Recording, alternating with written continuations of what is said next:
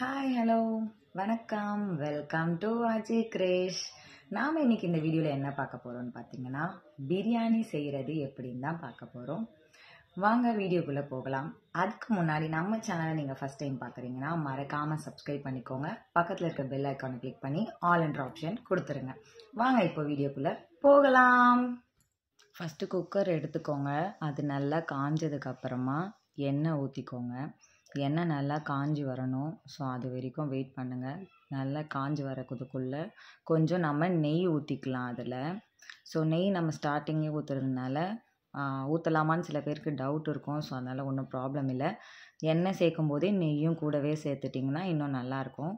So நல்லா இது ரெண்டுமே காஞ்சி வரட்டும். காஞ்சி வந்ததுக்கப்புறம் பார்த்திங்கன்னா நம்ம பட்டை, பிரியாணி இலை, ஸோ லவங்கம், அந்த ஸ்டார் பூ, ஸோ இது எல்லாத்தையும் எடுத்துக்கலாம். இது எல்லாத்தையும் எடுத்து ஒரு 3 ஏலக்காவும் சேர்த்துக்கலாம். எண்ணெய் காஞ்சதுக்கப்புறமா எல்லாத்தையும் போட்டுக்கலாம். அப்புறம் பச்சை மிளகா சேர்த்துக்கலாம். உங்களுக்கு காரத்துக்கு ஏற்ற மாதிரி சேர்த்துக்கலாம். நாங்கள் 5 பச்சை மிளகா சேர்த்துருக்கேன். ஸோ அந்த பச்சை மிளகா போட்டு கொஞ்சம் லைட்டாக அப்படியே ஃப்ரை பண்ணி வதக்கி மாதிரி விட்டுருங்க. நல்லா வதக்கி விட்டோன்னே இந்த மாதிரி எண்ணெய் நல்லா கொதித்து வரட்டும். ஸோ அது வரைக்கும் வெயிட் பண்ணலாம். இதுக்கப்புறமா பார்த்திங்கன்னா நாம் கட் பண்ணி வச்சுருந்த வெங்காயம் நீட்டு வாக்கில் வைக்கணும் கட் பண்ணி வெங்காயத்தை. ஸோ பிரியாணி செய்யும்போது ஸோ அந்த வெங்காயத்தை நம்ம இப்போ இதில் போட்டு நல்லா வதக்கணும். வதக்கும் போது பார்த்திங்கன்னா நல்லா அது ப்ரௌனிஷ் கலராக வரும். ஸோ வெங்காயம் எந்த அளவுக்கு வதங்குதோ அப்போ தான் டேஸ்ட்டு நல்லா வரும். ஸோ அது நல்லா ப்ரௌனிஷாக நல்லா சுருங்கி வரணும். ஸோ அது வரைக்கும் நல்லா வெங்காயத்தை வதக்கி விடுங்க. வெங்காயத்தில் தான் டேஸ்ட்டே இருக்குது. ஸோ வெங்காயம் சீக்கிரம் வேகணுன்றதுக்காக கொஞ்சமாக உப்பு போட்டிருக்கேன். ஸோ உப்பு போட்டு நல்லா நீங்கள் கிளறி விடுங்க. நல்லா வதக்குங்க. வெங்காயம் நல்லா வதங்கி வரட்டும். அதுக்குள்ளே நம்ம போயிட்டு பிரியாணி அரிசி ஊற வச்சிடலாம். ஸோ நம்ம எவ்வளோக்கு எவ்வளோ ஊற வைக்கிறோமோ அதுக்கேற்ற மாதிரி நல்லா ரைஸு உங்களுக்கு நல்லா சூப்பராக வரும். ரொம்ப நேரம் ஊற வைக்கணும்னு இல்லை, அட்லீஸ்ட் ஒரு 45 மினிட்ஸாவது ஊற வைக்கணும். அதனால் நம்ம இது வதங்கிறதுக்குள்ளே அரிசியை போட்டு உங்களுக்கு எவ்வளோ தேவையோ, எத்தனை பேருக்கு நீங்கள் செய்கிறீங்களோ அந்த அளவில் நீங்கள் அரிசி போட்டு நல்லா அதை ஊற வச்சுருங்க. இப்போ இந்த மாதிரி வெங்காயம் வதங்கி வந்துருச்சு. ஸோ பாருங்கள், உங்களுக்கு இப்போவே தெரியும் ஸோ எவ்வளோ ப்ரௌனிஷாக இருக்குன்ட்டு. அந்த மாதிரி நல்லா வெங்காயம் வெந்ததுக்கப்புறமா பார்த்திங்கன்னா இஞ்சி பூண்டு பேஸ்ட்டை அரைச்சி வச்சுருக்கோம். ஸோ அந்த இஞ்சி பூண்டு பேஸ்ட்டை நம்ம போட்டு இது கூட சேர்த்து வதக்கலாம். 2 ஸ்பூன் போட்டிருக்கு.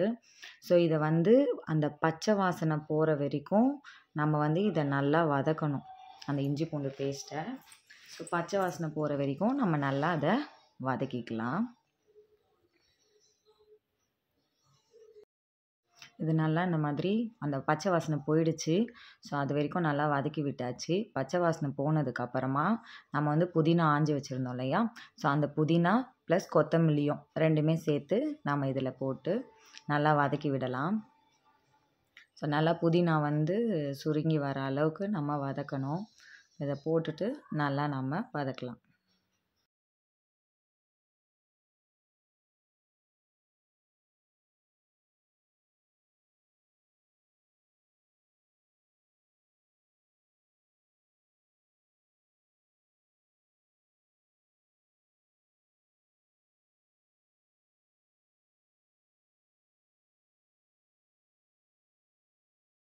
நல்லா வதங்கி வந்ததுக்கப்புறமா பார்த்திங்கன்னா நம்ம கட் பண்ணி வச்சுருந்தோம் இல்லையா தக்காளி நீட்டாக கட் பண்ணணும். ஸோ பொடிசாக கட் பண்ணக்கூடாது. அந்த கட் பண்ணி வச்ச தக்காளியை இப்போ இது கூட நம்ம சேர்த்துக்கலாம். சேர்த்துட்டு நல்லா அந்த தண்ணி இதுவாகிற வரைக்கும் நல்லா கிளறி விடலாம். இந்த மாதிரி நல்லா கிளறி விட்டுக்கோங்க. சிக்கனுக்கு மசாலா போட்டு ஊற வைக்கிறோம். ஸோ என்னென்ன சேர்த்து ஊற வச்சுருக்கோன்னு வாங்க பார்க்கலாம். தயிர், இஞ்சி பூண்டு பேஸ்ட்டு, மிளகாத்தூள், உப்பு, அவ்வளோதான் போட்டு கொஞ்ச நேரம் ஊற வைக்கணும். எவ்வளோ நேரம் ஊற வச்சுக்கிறீங்க? நான் ஒரு 1/4 hour இருக்கும். தக்காளி நல்லா வதங்கி வரணும். பாருங்கள், இந்த மாதிரி நல்லா வதங்கி அந்த ஈரப்பதம் அந்த ஆயிலெலாம் இழுத்துருக்கும். ஸோ இந்த மாதிரி நல்லா நசுக்கி விட்டுக்கோங்க. நல்லா அந்த தண்ணிலாம் இதுவாக இருக்குது.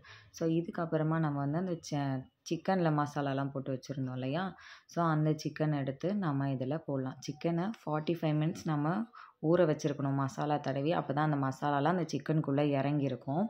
இப்போ அந்த சிக்கனெல்லாம் நம்ம எடுத்து இந்த மசாலா நம்ம இது பண்ணியிருக்கோம் இல்லையா, வெங்காயம் தக்காளி வதக்கியிருக்கோம் இல்லையா, அதில் போட்டு நல்லா ஒரு கிண்டி விடணும். ஸோ ஃபஸ்ட்டே நம்ம எதுக்காக சிக்கன் போடுறோன்னு பார்த்திங்கன்னா, அது கொஞ்சம் நல்லா வேகணுன்றதுக்காக தான். ஸோ இதை நல்லா சிக்கனெல்லாம் எடுத்து போட்டுட்டு நல்லா ஒரு கிளறி விட்டுருங்க. அப்போ தான் போட்ட அந்த வெங்காயம் தக்காளி எல்லாமே அதில் ஊறி வரும். ஸோ நல்லா இந்த மாதிரி கிண்டி விட்டுக்கோங்க.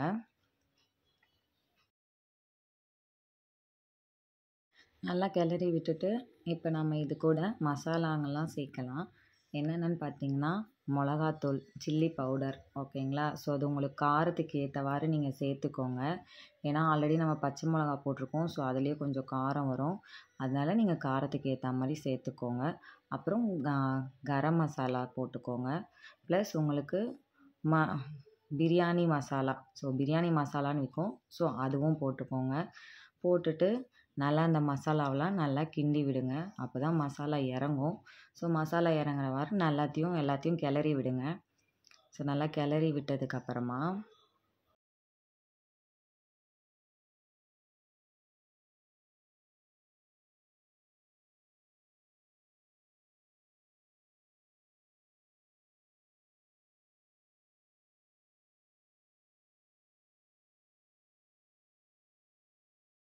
நல்லா கிளறி விடுங்க. விட்டதுக்கப்புறமா கொஞ்சம் அது வெந்து வரட்டும். அப்போ தான் உங்களுக்கு டேஸ்ட் நல்லா வரும். ஸோ கொஞ்சம் நேரம் அது வேகட்டும்.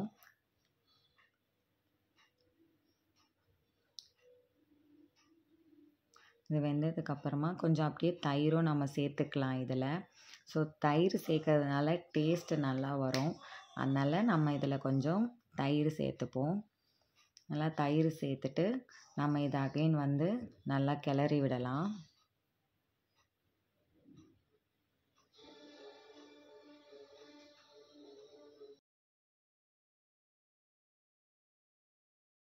நல்லா கிளறி விடுங்க. அப்போ தான் நல்லா மசாலா இறங்கும். ஸோ நல்லா கிளறி விட்டதுக்கப்புறம் கொஞ்சம் நேரம் மூடி வச்சு வேக வைக்கலாம். ஏன்னா மூடினதுக்கப்புறம் நல்லா வெந்துடும். இப்போ பாருங்கள், எடுத்து பார்க்கலாம். இந்த மாதிரி நல்லா கிரேவி மாதிரி வந்திருக்கும். ஸோ இதுக்கப்புறமா இப்போ நம்ம இதில் தண்ணி ஆட் பண்ணலாம். நல்லா வந்துருச்சு. ஸோ இப்போ நம்ம எண்ணெய் திரிஞ்சு வருது பாருங்கள், பார்த்தாலே உங்களுக்கு தெரியும். ஸோ இந்த மாதிரி திரிஞ்சு வந்ததுக்கப்புறமா நம்ம தண்ணி ஊற்றலாம். இதில்